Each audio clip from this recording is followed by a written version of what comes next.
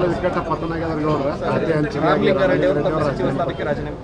ನೋಡಿ, ರಾಮಲಿಂಗಾರೆಡ್ಡಿ ಹೇಳ್ತಾರೆ ಸಚಿವರನ್ನಾಗಿ ಮಾಡಿದ್ದೆ ಡಿ ಕೆ ಅವರು ಈಗ ನನಗೆ ಕೈ ಕೊಟ್ಟಿದ್ದಾರೆ.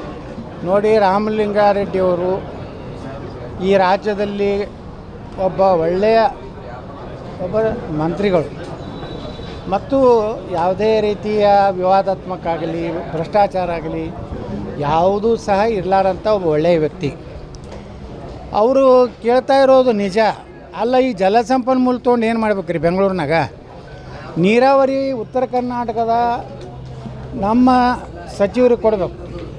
ಅದು ಯಾರಿಗೆ ಕೊಡ್ತಾರೆ ಕೊಡಲಿ. ಉತ್ತರ ಕರ್ನಾಟಕದವರು ಯಾಕಂದ್ರೆ ಕೃಷ್ಣ ಮೇಲೇ ಹೆಚ್ಚಿನ ಇದು ಅದಾವೆ. ಕಾವೇರಿ ಕೃಷ್ಣ ಎರಡೂ ಬೇಕು. ಅದರೊಳಗೆ ಕೃಷ್ಣ ಮೇಲೆ ಹೆಚ್ಚು ಯೋಜನೆಗಳು ಇರೋದ್ರಿಂದ ಈಗಾಗಲೇ ಅದನ್ನು ಖಾಲಿ ಮಾಡಿ ಹೋಗಿಬಿಟ್ಟಾರೆ ಹಿಂದಿನ ನೀರಾವರಿ ಸಚಿವರು, ಅರ್ಥಾತ್ ಈಗಿನ ಮುಖ್ಯಮಂತ್ರಿಗಳು.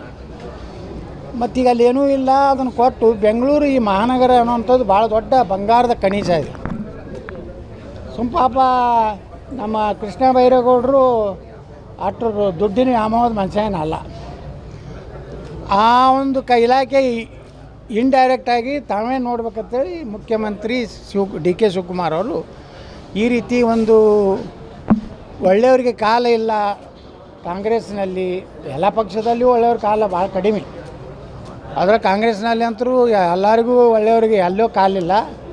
ರಾಮಲಿಂಗಾರೆಡ್ಡಿಯವರ ರಾಜೀನಾಮೆ ಈ ಸರ್ಕಾರದ ಒಂದು ಭವಿಷ್ಯದಲ್ಲಿ 20 ತಿಂಗಳ ಉಳಿದಿಲ್ಲ.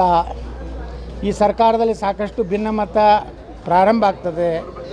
ನಿನ್ನೆ ನಮ್ಮ ಹಿಂದಿನ ಸಹಕಾರಿ ಸಚಿವರಾದಂಥ ರಾಜಣ್ಣ ಅವರು ಸಹ ಹೇಳಿದ್ದಾರೆ, ಅಹಿಂದವನ್ನು ಸಂಪೂರ್ಣವಾಗಿ ನೆಗ್ಲೆಕ್ಟ್ ಮಾಡ್ತಾಯಿದ್ದಾರೆ ಅಂತೇಳಿ.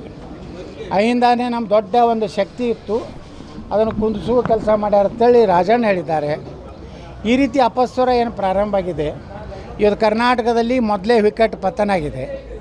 ವಿಜಯಪುರದಲ್ಲಿ ಮೊದಲನೇ ಹೋರಾಟ ಪ್ರಾರಂಭ ಆಗಿದೆ. ವಿಜಯಪುರ ಹೋರಾಟಕ್ಕೂ ಕರ್ನಾಟಕದ ಸಚಿವ ಸಂಪುಟಕ್ಕೂ ಎರಡು ಏನು ಸ್ಪಷ್ಟ ಸಂದೇಶ ಅಂದರೆ ರಾಜ್ಯ ಸರ್ಕಾರ 20 ತಿಂಗಳು ಪೂರೈಸೋದು ಆಗೋದಿಲ್ಲ ಮತ್ತು ರಾಜ್ಯದಲ್ಲಿ ಹಿಂದೂ ವಿರೋಧಿ ಸರ್ಕಾರ ನಡೆದಿಲ್ಲ ಅನ್ನೋಂಥ ಸಂಕೇತ ಇವತ್ತು ವಿಜಯಪುರದಲ್ಲಿ ನಡೆದಿದೆ.